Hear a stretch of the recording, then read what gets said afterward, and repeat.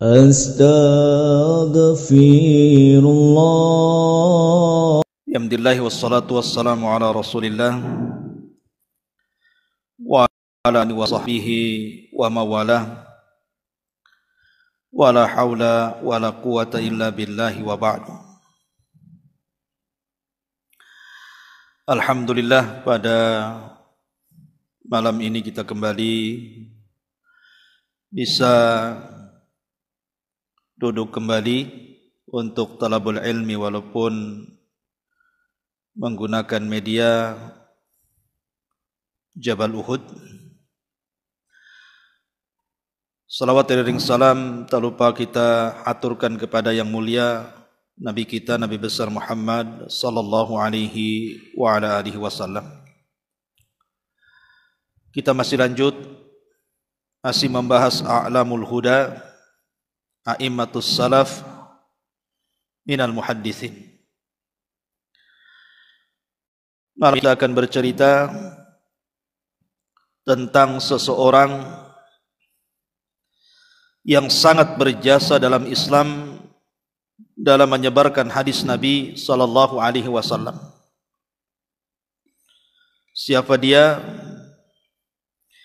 Dialah Al-Imam An-Nafi' Maula Ibni Umar radhiyallahu anhuma. Dan nama Nafi ini ada dua.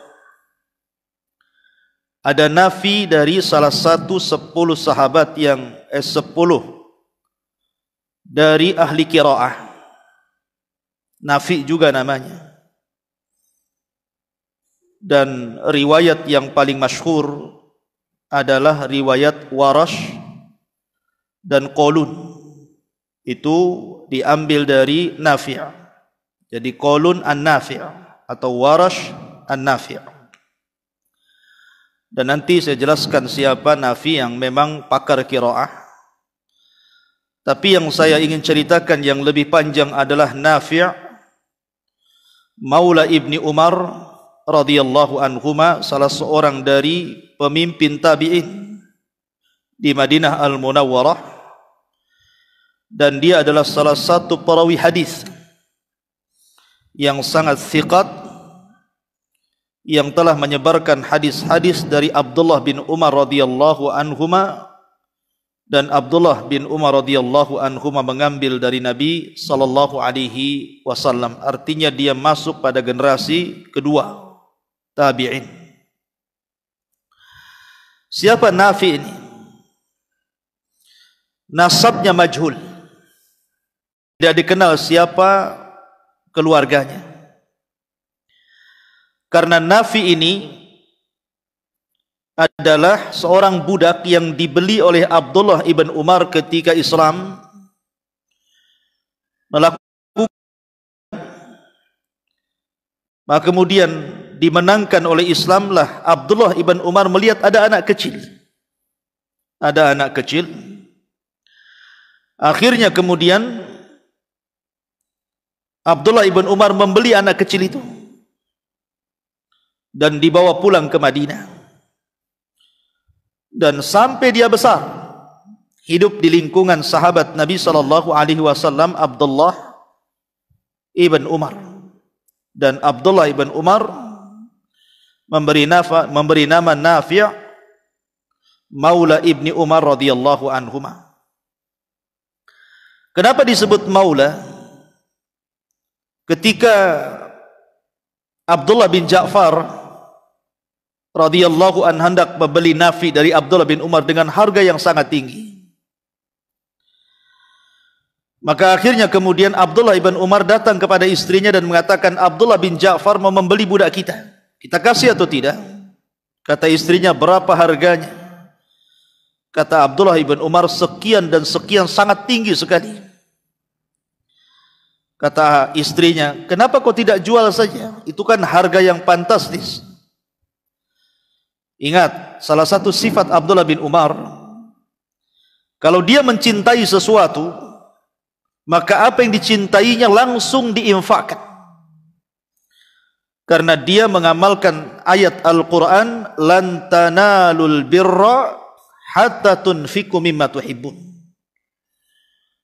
Seseorang tidak mungkin sampai kepada level albir. Bir itu kata Imam Nawawi ataupun Al-Hafidh Ibnu Hajar rahimahullahu taala adalah kumpulan kebaikan, disebut albirru. Puncak kebaikan dalam bahasa Arab itu disebut albirru, makanya ada istilah birrul walidain. Jadi seseorang tidak mungkin sampai kepada derajat albirru, puncak kebaikan, sampai dia bisa menafkahkan harta yang dia cintai. Lah Abdullah ibn Umar ini sangat mencintai Nafi' karena cerdasnya menyerap ilmu beliau. Maka daripada kemudian dijual kepada Abdullah ibn Ja'far, walaupun harganya sangat tinggi, maka dia memanggil Nafi' dan mengatakan, a'taqtuka liwajhillah. Aku merdekakan engkau karena Allah subhanahu wa ta'ala. Anta hurrun liwajhillah. Sudah kamu merdeka. Wah, kan mantap itu ya. Jadi kalau seandainya istri antum tidak pernah antum belikan emas, Ustaz, saya sudah emas, saya dari Jawa. Sekali dibelikan emas, wah senang. Rupanya tengok Jabal Uhud masih pembangunan. Kata suaminya, kita kasih aja emas ini ke Jabal Uhud. Kata istrinya, 40 tahun saya berumah tangga dengan kamu, baru hari ini kau belikan anting-anting. Kau suruh pula infakkan ke Jabal Uhud. Kalau seandainya itu kan harta yang dicintai istrinya, bayangkan 40 tahun berumah tangga baru dikasih anting-anting, kan senang tuh. Kalau seandainya dia bisa menginfakkan harta yang dia cintai kala itu, maka sesungguhnya Anda masuk pada firman Allah Azza wa Jal, lan tanalul birra hatta tunfiqu mimma tuhibbun. Itu maknanya. Tetapi di zaman sekarang ya susah orang infak sampai selevel ini. Karena orang sekarang ini sebagaimana firman Allah Azza wa Jal, ya'idukumus ya'idukumus syaitan, gimana? Ya'idukum bil faqri wal fahsya. Ya'idukum bil faqri wal fahsya. Setan menghiasi dalam telinga kita ini, jangan infak nanti fakir. Jangan infak nanti fakir. Taib. Kita kembali bahwa akhirnya Nafi pun dimerdekakan oleh Abdullah ibn Umar, maka statusnya bukan budak lagi tapi wala. Artinya walaupun dia sudah merdeka, tapi loyalitasnya tetap diberikan kepada orang yang memerdekakannya. Jadi kalau dia punya harta dan tidak ada ahli waris, maka harta warisannya diberikan kepada orang yang memerdekakannya. Disebut maula. Nafi maula ibni Umar radhiyallahu anhu min a'immatid tabi'in bil Madinatil Munawwarah. Lah salah satunya adalah Aisyah radhiyallahu anha itu suka menceritakan hadis kepada Syaibah. Syaibah ini maula daripada Ummu Salamah.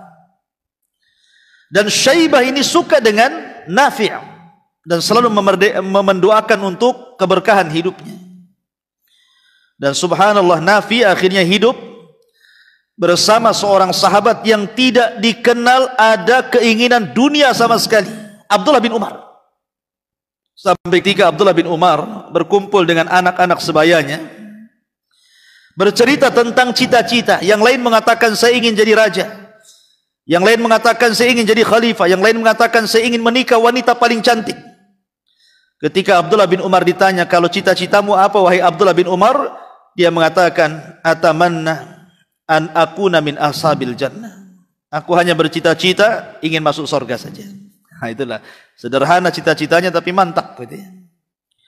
Ma'asyiral muslimin, namanya adalah Nafi'. Kunyahnya Abu Abdillah. Ada yang mengatakan dia asli daripada Maghrib, Maroko. Ada yang mengatakan dia orang Naisabur. Ada yang mengatakan dia dari Kabil. Kabil itu maksudnya Kabul, Afghanistan. Kabul, Afghanistan. Yang jelas khilaf dari mana dia asalnya, tapi dia nggak punya nasab masalahnya, karena Abdullah bin Umar membeli siapa tidak tahu keturunannya. Tapi sekali lagi ikhwatu fiddin, Islam tidak pernah memandang nasab. Islam tidak pernah memandang nasab. Islam itu hanya memandang takwa seseorang. Inna akramakum indallahi atqakum. Ma'asyiral muslimin yang dimuliakan Allah Azza wa Jalla. Nafi Maula Ibni Umar ini adalah orang yang banyak menyerap ilmu daripada Abdullah bin Umar. Dia tidak mau mengambil hadis dari yang lain. Dia habiskan seluruh ilmu Abdullah ibn Umar sampai akhirnya dia menguasai seluruh riwayat-riwayat yang diambil Sallallahu alaihi wasallam. Bahkan dia safar dengan Abdullah bin Umar itu, haji dan umrah itu sampai 30 kali lebih. Bid'an wa thalathina bainal hajjati wal umrah. Kata para ulama, 30 lebih. Dia menemani safar Abdullah bin Umar dari Madinah ke Mekah untuk melaksanakan kalau tidak haji umrah. Dan ingat, sepanjang perjalanan Abdullah bin Umar bukan orang biasa, bukan ngobrol sana sini, tentu akan mengajarkan ilmu kepada Nafi maulanya. Ma'asyiral muslimin yang dimuliakan Allah Azza wa Jalla. Nafi ini memang agak sedikit keras orangnya. Kata para ulama, lahu hiddah wa syiddah, orangnya keras. Enggak sembarang orang cari ilmu sama dia. Jadi susah kalau ingin mengambil ilmu daripada Nafi' Maula Ibni Umar ini. Dan begitulah seorang talabatul ilmi terkadang diuji oleh ustaz. Banyak talabatul ilmi dendam sama ustaznya. Dia tidak sadar kalau sebenarnya sabarnya dia duduk di ustaz itu, dia akan mendapatkan ilmu yang banyak. Lah, contohnya Nafi. Nafi ini orangnya keras. Bahkan ada talabatul ilmi yang belajar kepada Imam Nafi itu sampai mengatakan sayyi'u khuluq, katanya, jelek akhlaknya. Enggak mau belajar. Jadi ada orang yang datang kepada Nafi ingin belajar, ditolak sama Nafi. Kadang-kadang sengaja berdiri depan rumahnya 1 jam, dibiarkan padahal dia di rumah. Dibiarkan gitu kan. Diuji kesabarannya. Kadang-kadang dimarahi, dimaki kadang-kadang gitu ya. Supaya orang ini betul tak belajar atau tidak gitu ya. Terkadang kan orang masuk kuliah kedokteran saja kan ada ikhtibar kan. Dites dulu EQ-nya, kemampuannya, kesungguhannya, belum bayarnya lagi kan gitu ya. Maka dulu juga sama, orang yang belajar tuh nggak langsung kamu mau belajar ya, sini, ayo kita buka kitab apa. Nggak gitu, diajar, dihajar dulu bahasa kita ini. Betul tak kamu belajar gitu? Seperti Amash itu kan. Amash itu nggak sembarang orang belajar sama Amash. Ya, kadang dikasih ujian dulu. Nah, Nafi itu sama. Kadang-kadang orang yang datang ke rumah ingin belajar itu dibiarkan saja, seolah-olah dia tidak hendak belajar gitu kan. Ma'asyiral muslimin yang dimuliakan Allah Azza wa Jalla. Akhirnya orang-orang pun mengatakan sayyul khuluq, jelek akhlaknya katanya. Tetapi akhirnya karena mereka tidak berhasil mengambil ilmu dari Nafi', maka mereka mengambil dari orang yang mengambil ilmu dari Nafi'. Seperti siapa? Imam Malik. Imam Malik ini adalah murid khususnya Imam Nafi'. Kalau dalam silsilah hadis yang dicantumkan Imam Bukhari dalam sahihnya, kalau ada riwayat an Malik, an Nafi', an Ibni Umar, an Rasulillah sallallahu alaihi wasallam, ini disebut dengan silsilatul zahab namanya. Namanya mata rantai emas. Ya. Dan itu sanad yang paling tinggi dalam ilmu hadis. Kalau ada riwayat dari Malik, Malik mengambil dari Nafi', Nafi mengambil dari Ibnu Umar, Ibnu Umar mengambil daripada Rasulullah, kata Imam Bukhari, ini disebut silsilatul zahab. Karena sabar Imam Malik itu belajar kepada Imam Nafi'. Ketika yang lain takut dengan kerasnya, Imam Malik bersabar. Dengan kesabaran Imam Malik, akhirnya dia mendapatkan ilmu yang banyak.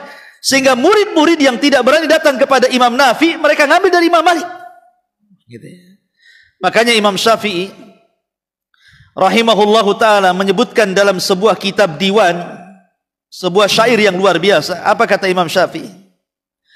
Isbir ala murril jafa min muallimin,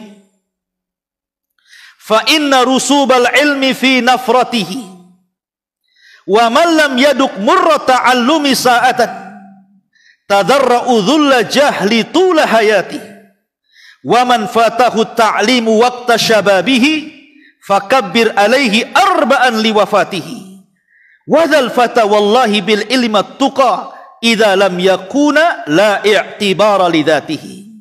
Luar biasa kata-kata Imam Syafi'i. Apa kata Imam Syafi'i? Sabarlah ala murril jafah, atas kekerasan min muallimin, dari ustadz yang mengajarimu. Sabar, suruh sabar. Tidak semua ustadz itu kan baik, tidak semua ustadz senyum. Kadang ada ustadz suka marah-marah, gebrak meja, maki-maki gitu ya. Sabar. Memang begitu. Ya. Kenapa? Fa inna rusubal ilmi fi nufratihi. Sebab hilangnya ilmu ketika Anda tidak sabar dengan ustadz yang keras itu. Kemudian Imam Syafi'i mengatakan, wa man lam yaduk murra ta'allumi sa'atan. Maka barang siapa yang belum merasakan pahitnya belajar walaupun sebentar, tadharra'a dhullal jahli tula hayati, maka dia akan merasakan kebodohan seumur hidupnya. Wa man fatahul ta'limu waqta syababihi fakabbir alaihi arba'an liwafatihi. Dan barang siapa yang ketinggalan belajar di masa mudanya, bertakbirlah 4 kali untuk kematiannya. Wadal fata wallahi bil ilmi wat tuqa idza lam yakuna la i'tibara li dzatihi. Demi Allah, hakikat seorang pemuda adalah dengan ilmu dan ketakwaannya kalau dia tidak pernah mengambil pelajaran dari dirinya. Ya, Imam Syafi'i mengatakan seperti itu. Jadi harus sabar. Jadi ada guru-guru itu yang keras, suka maki-maki, marah-marah, bodoh kamu, kenapa kamu gak belajar kan itu ya. Ada yang seperti itu. Kadang ambil penghapus dilemparnya, gitu kan, ada ya. Ya, dilempar. Rupanya nggak kena tembok, mental kena gurunya lagi. Bumerang. Ya. Ikhwatu fillah muliakan Allah. Jadi Nafi ini punya sedikit keras, banyak murid-muridnya itu tidak mau belajar gitu karena kerasnya. Sehingga mereka hanya mengambil manfaat dari Imam Malik yang mengambil riwayat daripada Nafi. Itulah Imam Nafi, memang seperti itu. Jadi ada orang-orang yang seperti, sampai suatu ketika Imam Zuhri ini ma'ruf itu akronnya Imam Nafi, tapi mengambil hadis juga dari Imam Nafi. Dia datang kepada Imam Nafi, ya Nafi, hal sami'ta hadisan min Rasulillah. Kamu pernah mendengar hadis dari Nabi SAW? Ya. Ya. Akhirnya kemudian dibacakan hadis itu. Ya. Setelah dibacakan hadis itu, Imam Zuhri datang kepada siapa? Kepada Salim. Salim itu anak langsung dari Abdullah bin Umar. Sementara Nafi ini maulanya, budaknya yang dimerdekakan. Ya Salim, apakah engkau mendengar hadis yang bunyinya seperti ini dari Ibnu Umar, ayahmu? Ya. Maka Zuhri meninggalkan lafad hadis dan Nafi dan langsung mengambil dari Salim. Marah ini Nafi ini. Enak saja dia dapat hadis dari saya tapi meriwayatkan dari Salim katanya. Datang kepada Salim. Ya Salim, apakah Zuhri datang kepadamu menanyakan tentang siyak hadis itu? Ya. Kurang ajar bahasa kitanya. Kurang ajar, dia dapat hadis dari saya kemudian tanya kepada kamu, redaksinya sama, kok pula dia ngambil dari kamu dan ngambil dari saya katanya. Kenapa demikian? Karena Imam Zuhri melihat Nafi ini syiddah orangnya, tidak suka gitu bahasa kitanya. Ya, sampai seperti itu ya. Ma'asyiral muslimin yang dimuliakan Allah Subhanahu wa taala. Lah Imam Nafi' ini luar biasa karena memang dia banyak mengambil guru-gurunya ya memang sahabat-sahabat Nabi ya. Sehingga banyak pujian para ulama di antaranya adalah Imam Bukhari rahimahullahu taala mengatakan, sebutkan dalam kitab Tahdzib Al-Kamal yang dikarang oleh Imam Mizzi, asahul asanid Malikun an Nafi'in an Ibni Umar an Rasulillah sallallahu alaihi wasallam. Paling sahihnya sanad, dan saya katakan dari awal silsilatul zahab namanya. Kalau ada hadis dari Imam Malik mengambil dari Nafi mengambil dari Ibnu Umar langsung mengambil dari Nabi sallallahu alaihi wasallam. Bahkan Salim sendiri putranya Ibnu Umar memuji Nafi, padahal maulanya gitu ya, maula ayahnya. Apa katanya? Salu Nafi'an fa innahu a'lamuna bil hadis Ibnu Umar. Lihat, Salim sendiri pada anaknya Ibnu Umar dia mengatakan, ambillah dari Nafi' karena dia yang paling paham tentang hadisnya Ibnu Umar, bapaknya gitu ya. Kemudian Imam Malik ibn Anas mengatakan, kuntu ati Nafi'an maula ibni Umar. Wa ana yawma idin gulamu haditsis sin. Wa ma'i gulamun li fayanzilu ilayya fayaqudu ma'i wa yuhaddithuni. Qala wa kana yajlisu ba'da salati subhi fil masjid la yakadu ya'tihi ahadun. Apa kata Imam Malik? Ini lihat Imam. Aku suatu ketika masih kecil, aku mendatangi Imam Nafi maula Ibnu Umar, dan ketika itu usiaku masih kecil, dan aku bersama pembantuku. Kemudian aku pun duduk di hadapan Imam Nafi, kemudian Imam Nafi pun menceritakan hadis kepada aku. Apa kata Imam Malik? Wa kana yajlisu ba'da salati subhi. Dia selalu duduk setelah salat subuh di masjid. Kadu ya, satu pun orang yang mau datang kepada Imam Nafi karena takut. Tapi Imam Malik sabar sampai dia menguasai riwayat-riwayat daripada Nafi' dari Ibnu Umar dari Nabi sallallahu alaihi wasallam. Kemudian juga dikatakan oleh Ubaidillah ibn Umar ibn Hafs, laqad mannallahu alaina binafi, sungguh Allah telah memberikan karunia kepada kita dengan adanya Imam Nafi'. Dan Sufyan ibn Uyainah mengatakan, ayyu haditsin awthaqu min hadisin Nafi. Mana lagi hadis yang lebih dipercaya diambil melebihi hadisnya yang dibawa oleh Imam Nafi' maula ibni Umar radhiyallahu an. Ma'asyiral muslimin yang dimuliakan Allah azza wa jalla, Imam Nafi di antara guru-gurunya dia mengambil dari Ibnu Umar sendiri, dan itu guru khususnya. Kemudian juga mengambil hadis dari Aisyah, dari Abu Hurairah, dari Rafi ibn Khudaij, dari Abi Sa'id Al-Khudri, dari Ummu Salamah, dari Abi Lubabah, dari Safiyah bintu Abi Ubaid zaujatu maulah, dari Salim putranya Abdullah bin Umar, dari Abdullah juga putranya Abdullah bin Umar, dari Ubaidillah, kemudian dari Zaid, kemudian yang lainnya sebagaimana disebutkan Imam Zahabi rahimahullah ta'ala. Adapun murid-muridnya ma'ruf Imam Zuhri tadi saya sebutkan, kemudian Ayub As-Sikhtiyani, kemudian juga murid-muridnya Ayub ibn Musa, kemudian Hajjaj ibn Artah, termasuk juga Imam Auza'i, kemudian Imam Malik, kemudian Lais ibn Sa'ad yang saya katakan ulama Mesir yang sangat, termasuk Nafi ibn Abi Nuaim. Nanti akan saya ceritakan lagi, Nafi ini dua Nafi, satu guru satu murid. Kalau gurunya dia adalah budaknya Ibnu Umar yang merdekakan. Kalau muridnya Nafi ibn Abi Nuaim ini, kalau kita belajar qiraah ilmu Al-Quran, ada qiraah asyarah namanya ya, qiraah 10, ada qiraah sab'ah, ada qiraah asyarah ya. Lah Nafi ibn Abi Nuaim ini adalah urutan pertama ya. Dialah yang kemudian mengambil ilmu qiraah dari 70 ulama qari di zamannya dari kalangan para tabi'in. Adapun Qalun, adakan riwayat Warash, riwayat Qalun ini rawi namanya. Dia meriwayatkan dari Nafi'. Ya, qiraah Qalun, qiraahnya disebut Qalun. Kemudian Warash. Ya. Tapi kalau Hafaz itu mengambil dari Al-Kisai, seorang ahli nahwu. Nanti ada lagi ceritanya. Ya. Lah Nafi ini kembali kepada kisah Nafi maula Ibnu Umar. Nafi maula Ibnu Umar ikhwatu fillah muliakan Allah azza wa jal, orangnya ahli, walaupun dia punya sedikit keras gitu kepada para talabatul ilmi, tapi ahli ibadah. Bahkan saat wafatnya ikhwatu fiddin yang dimuliakan Allah azza wa jal, ada satu kisah yang menarik saat wafatnya Imam Nafi ini. Lah di masa Umar bin Abdul Aziz,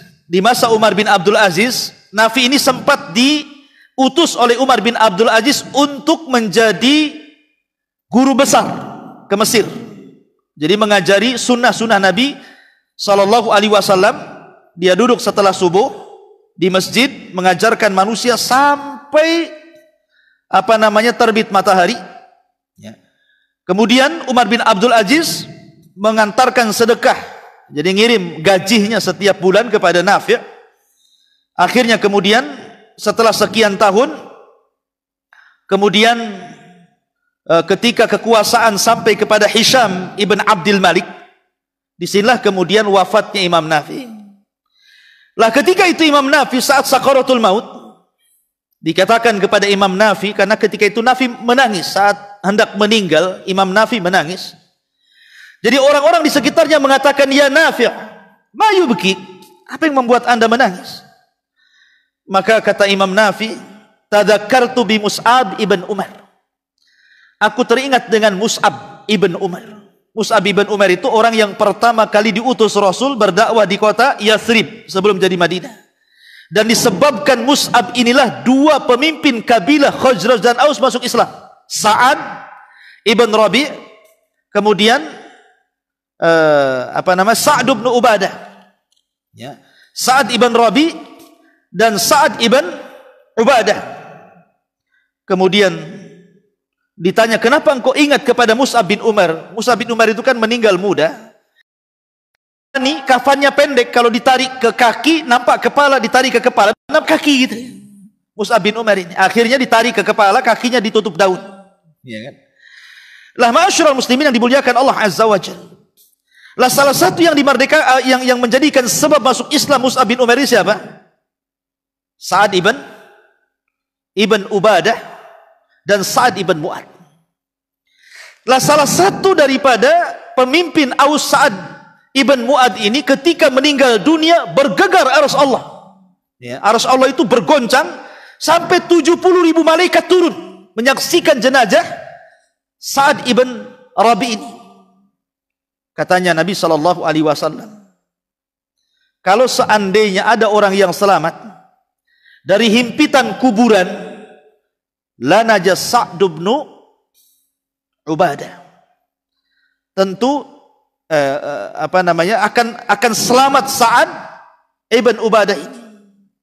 Jadi kalau seandainya orang selamat dari himpitan kubur, maka yang selamat harusnya Sa'ad. Kenapa? Karena kematiannya menggoncangkan arsy dan 70.000 malaikat turun.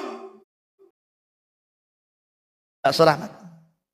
Karena peristiwa dalam kubur itu kan 4.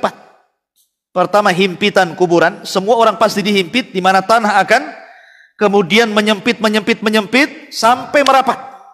Ya. Kemudian setelah itu ada namanya fitnah kubur. Setelah adanya himpitan, namanya fitnah kubur, pertanyaan mungkar dan nakir, man rabbuka wa man nabiyuka wa madinuka. Kemudian yang ketiga, nikmat kubur kalau dia bisa menjawab. Kemudian yang keempat, azab kubur kalau dia bisa menjawab. Lah ketika kemudian para ulama membahas himpitan kuburan, kalau itu bagi orang-orang kafir, munafik dan ahli maksiat, maka himpitan itu akan meretakkan seluruh persendiannya dan dia akan merasakan sakit yang luar biasa sebelum adanya fitnah kubur. Tapi kalau seandainya yang terjadi kepada orang yang beriman, yang beramal saleh, yang ahli ibadah, maka himpitan itu seperti seorang ibu yang sedang memeluk anaknya. Karena kita ini berasal dari tanah, maka tanah itu sama dengan ibu kita. Jadi ketika kita kembali ke tanah, seolah-olah ibu itu sayang dengan kita, kemudian dipeluknya dan dihimpitkan sehingga tidak merasakan sakit apapun. Itu maksudnya di sini. Ya, itu masalah dhaghtah al-qabr lah. Nafi ini dia teringat dhaghtah al-qabr itu, himpitan kuburan, makanya dia menangis. Setelah itu dia mengucapkan la ilaha illallah, kemudian meninggal dunia. Itu Nafi yang pertama. Ini Nafi maula Ibn Nafi yang disebut dengan Imamul Madinah, Nafi al-Madani namanya. Katakan dia kunyahnya Abul Hasan, namanya Nafi ibn Abdurrahman ibn Abi Nuaim al-Laythi, kunyahnya Abu Ruwaim atau pakai Hamzah Ruaim. Ya. Jadi kunyahnya Abul Hasan atau dikenal dengan Abu Abdurrahman. Lah dia satu di antara qurra yang 10, ahli qiraah yang 10. Ini salah satunya adalah Nafi dan dia urutan pertama. Karena begini ikhwan, kalau kita cerita tentang qiraah al-asyarah, ya, kita tahu bahwa qiraah yang pertama adalah qiraah Nafi al-Madani. Dari qiraah Nafi al-Madani ini ada 2 ulama yang meriwayatkan qiraahnya. Pertama Qalun, yang kedua Warash. Ya. Waras namanya Isa ibn Minan, ibn Wardan, ibn Isa Az-Zarqa, Abu Musa Maula Bani Zahrah, disebut dengan Qalun. Kemudian yang kedua waras Utsman bin Sa'id ya namanya. Kemudian yang kedua Qiraah Ibnu Katsir Al-Makki. Qiraah Ibnu Katsir Al-Makki atau Ushtuhira bibni Katsir, yang dikenal dengan Ibni Katsir.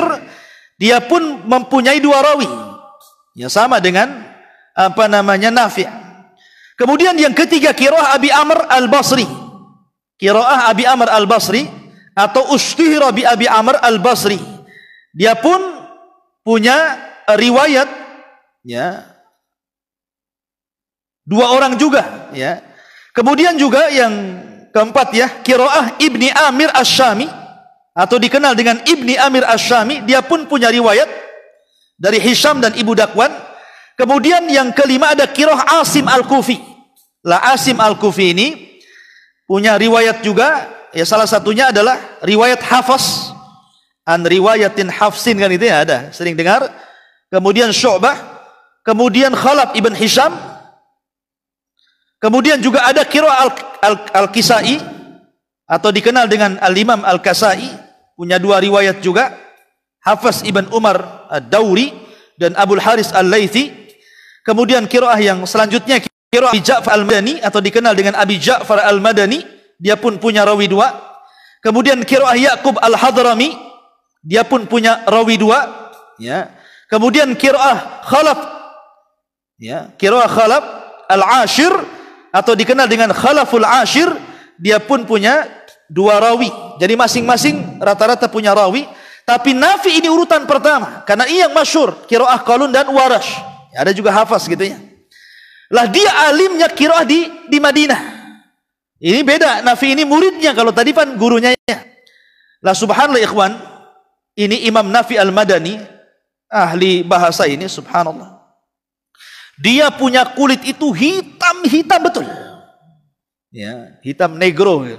Jadi kulitnya itu hitam. Hitam pekat gitu ya. Ya, kayak siapa di sini? Kayak di sana. Enggak lah, lebih hitam lagi ya. Lebih hitam lagi. Bukan antum, ini lebih hitam lagi. Pokoknya disifatkan itu, masya Allah, orangnya hitam sekali. Tapi subhanallah ikhwan, Islam tidak melihat warna. La aswad, wala ahmar, wala abiyad. Islam tidak memandang warna kulit, tak hitam, tak merah, tak putih. Islam tidak membeda-bedakan. Makanya Rasul ketika berkhutbah di Hajjatil Wada, apa kata Rasul? Kata Nabi SAW, la fadla bainal arabi wal a'jam, walal aswad alal ahmar, walal aswad alal abiyad, inna akramakum indallahi atqakum. Kami tidak membedakan apakah anda orang Arab, bukan orang Arab, mau kulit hitam, mau kulit merah, mau kulit putih, tidak ada beda, kata Rasul. Karena orang yang paling mulia di antara kalian adalah orang yang bertakwa kepada Allah Azza wa Jalla. Walaupun kulitnya seperti itu, tapi wal alimul besar. Ya, akhlaknya baik, masya Allah gitu kan, akhlaknya luar biasa. Ya, karena dia adalah imamun nas fil qiraah masalahnya. Dia imamnya manusia dalam bab qiraah di Madinah. Ya. Dan disebutkan oleh Imam Malik ibn Anas, dia adalah orang yang pakarnya qari dari penduduk Madinah. Qiraatun Nafi adalah qiraahnya Imam Nafi. Bahkan Abdullah ibn Ahmad, putra Imam Ahmad bin Ambal, namanya Abdullah itu, pernah bertanya kepada bapaknya Imam Ahmad. Sa'altu abi, kata Abdullah, aku bertanya kepada bapakku Imam Ahmad, ayyul qiraati ahabbu ilaika ya abi? Dari sekian bacaan para qurra yang kau cintai itu siapa wahai bapakku? Maka Imam Ahmad mengatakan qiraatu ahlil Madinah. Qiraah ahli Madinah maksudnya siapa? Nafi'. Ya. Kalau seandainya tidak ada mereka, maka kata Imam Ahmad qiraatu Asim. Qiraahnya Asim. Ya. Ma'asyiral muslimin yang dimuliakan Allah Azza wa Jalla, dijelaskan ini termasuk karamah. Karamah ya. Imam Nafi ini dijelaskan kalau dia membaca Quran, ya, itu nafas yang keluar itu baunya minyak misik. Jadi kalau dia baca Quran itu Bau mulutnya itu seraya kita mencium minyak misik gitu kan. Subhanallah. Luar biasa. Kalau kita kan tergantung apakah sudah menyikat gigi atau tidak, dan tergantung apa yang Anda makan ya. Kalau Anda makan jengkol ya keluar bau jengkol. Makan pete keluar bau pete, makan rendang keluar bau rendang kan itu ya. Tapi ini Imam Nafi ini kalau dia baca Quran, itu nafasnya itu baunya minyak misik.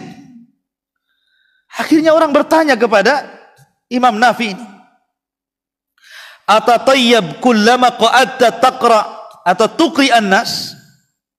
Apakah engkau selalu menelan wangi-wangian ya, apabila engkau duduk membacakan Quran kepada manusia, wahai Nafi'? Kata Nafi, la, tidak. Aku tidak pernah. Ya. Lalu kenapa harum sekali mulutmu? Lihat. Dia mengatakan, ra'aitu fima yaran na'im. Anna an-nabiy sallallahu alaihi wasallam yaqra fi fiyah famin dhalikal waqt yushab min fami hadar ra'iha. Ketika aku tertidur, kata Imam Nafi ini, dalam tidurku mimpi layaknya orang-orang tidur bermimpi, berjumpa Nabi sallallahu alaihi wasallam. Tiba-tiba Nabi sallallahu alaihi wasallam membacakan ayat Al-Qur'an tepat di depan mulutku. Maka bau nafas Nabi sallallahu alaihi wasallam masuk ke mulutku. Famin dzalikal waqt, ketika aku terjaga dari mimpi itu, sejak saat itu dia mengatakan yushammu min fami hadhihi raihah, tiba-tiba tercium dari mulutku bau yang sangat harum yang kalian cium itu. Ini karamah. Ya. Ma'asyiral muslimin yang dimuliakan Allah Azza wa Jalla. Walaupun dia hitam pekat, tetapi bukan berarti kemudian orangnya serem. Enggak. Bahkan dikatakan ma'asbah wajhuka wa ahsanu khuluquka ya Nafi'. Alangkah bersinarnya wajahmu wahai Nafi', dan alangkah indahnya akhlakmu wahai Nafi'. Jadi walaupun hitam tetap bersinar, bukan berarti hitam gelap gitu ya. Nah, itu kalau sudah hitam ahli maksiat, itu wajah iblis namanya. Tapi kalau hitamnya ahli ibadah, ya bersinar. Ya. Hitam manis lah ya. Hitam manis. Ya. Intinya bahwa Imam Nafi luar biasa, sampai Imam Syatibi, ma'ruf, ada qiraah Syatibiyah ya. Imam Syatibi rahimahullahu taala memuji luar biasa ya terhadap Imam Nafi dan kebersihannya, kemudian bau yang keluar dari lisannya Imam Nafi rahimahullahu taala. Ma'asyiral muslimin yang dimuliakan Allah Subhanahu wa taala.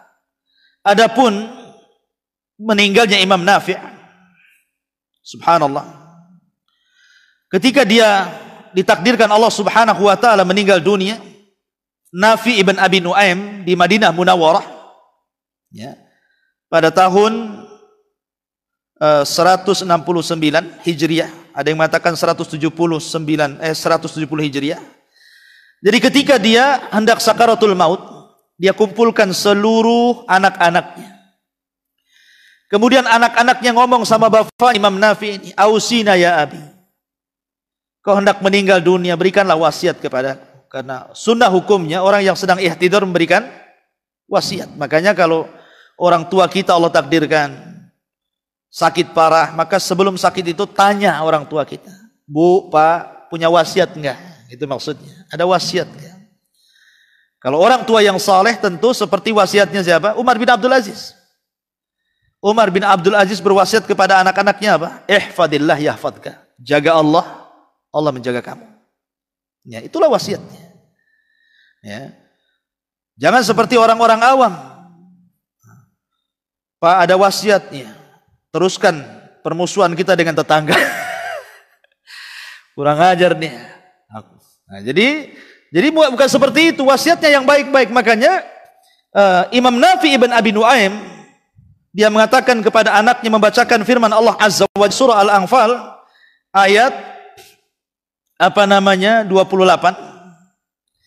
fattaqullaha,